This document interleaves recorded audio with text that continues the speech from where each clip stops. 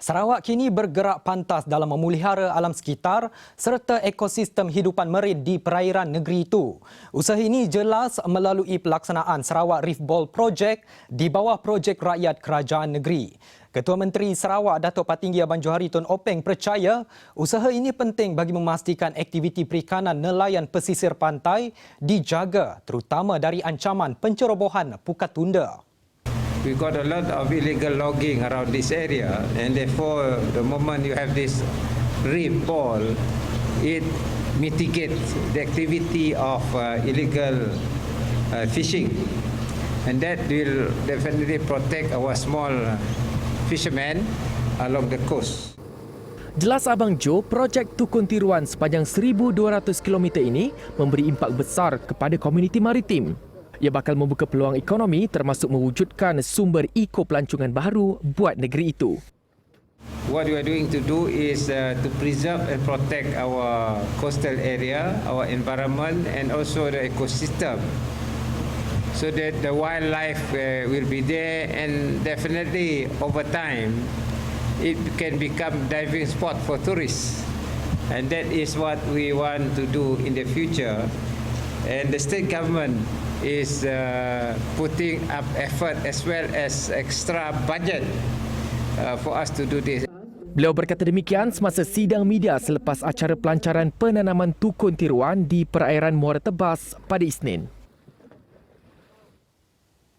Selain itu, Pengerusi Sarawak Forestry Corporation SFC Datu Len Talif Saleh memberitahu Kerajaan Brunei Darussalam turut menyatakan minat untuk terlibat dalam pemeliharaan ekosistem marin di perairan negara itu. Mungkin mereka akan membiayai untuk menjalankan projek seperti ini juga. Memang kalau itu berlaku, bermakna jarak Tukun ini memang lebih panjang lagi, mungkin dalam 1,500 km.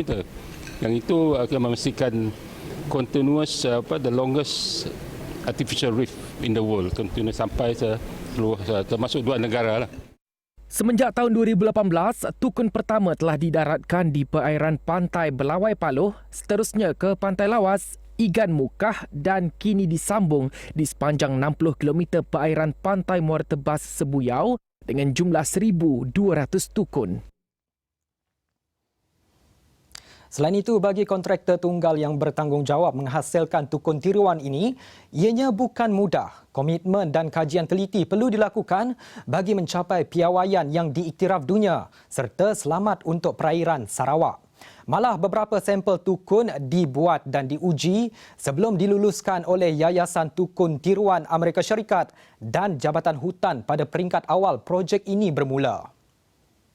Jadi kita belajar buat sehingga kita berjaya menghasilkan satu reef ball yang betul-betul perfect.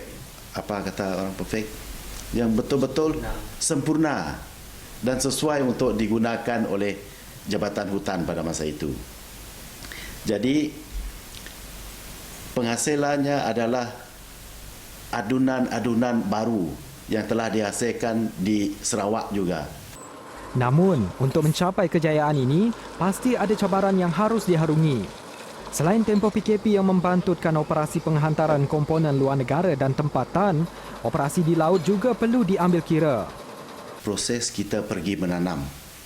Pergi menanam ini kita perlu berada di laut sekurang-kurangnya 2 minggu untuk kerja-kerja penanaman. Dan dalam masa yang sama, kalau cuaca elok dalam tempoh 2 minggu, kita boleh selesai.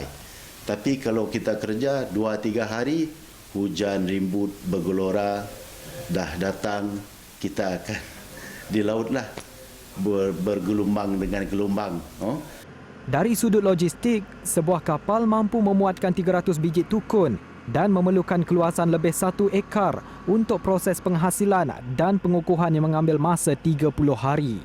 Reef ball yang telah dipatenkan ini mempunyai struktur yang kukuh, daya kekuatan yang tinggi dan tahan geseran serta mempunyai jangka hayat melebihi 500 tahun di dasar lautan.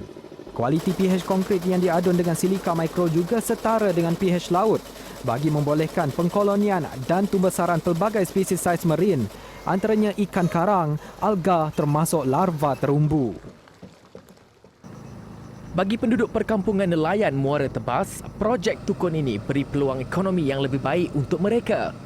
Sebelum ini, pencerobohan Pukat Tunda memang memberi kesan kepada jumlah tangkapan ikan, terutama nelayan kecil berhampiran.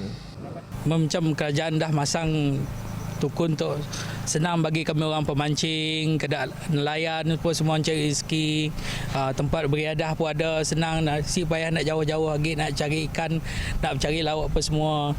Dah si susah ke kedak dulu lah. Mungkinlah Sidak Nangga mungkin ada berita Sidak Madah tempat tu base. Base ada ikan bah. Mungkin Sidak orang kami datang nak nyewa booth ke apa kan nak. Nyampun kelebihannya juga. Jadi ada sumber hasil untuk orang kampung lah. Mana yang ada nyewa booth. Jelas terbukti pelaburan kerajaan negeri memulihara hidupan marin akan beri pulangan berbaloi bukan sahaja kepada para nelayan tempatan tetapi juga sektor ekopelancongan. Ini adalah sebahagian daripada 1,200 tukun tiruan yang akan dilabuhkan di sepanjang pesisiran laut antara Muara Tebas dan Subuyau daripada Sarawak Reefable Project. 17,200 tukun tiruan akan didaratkan di sepanjang perairan negeri Sarawak. Ini bagi mengembalikan keseimbangan ekosistem marin dan juga mengembalikan sumber ekonomi khususnya para nelayan di negeri ini. Ini adalah usaha padu kerajaan negeri Sarawak melalui projek rakyat bagi membangunkan negeri secara menyeluruh. Sekian laporan Duzuluddin Abdul Razak untuk Awani Sarawak.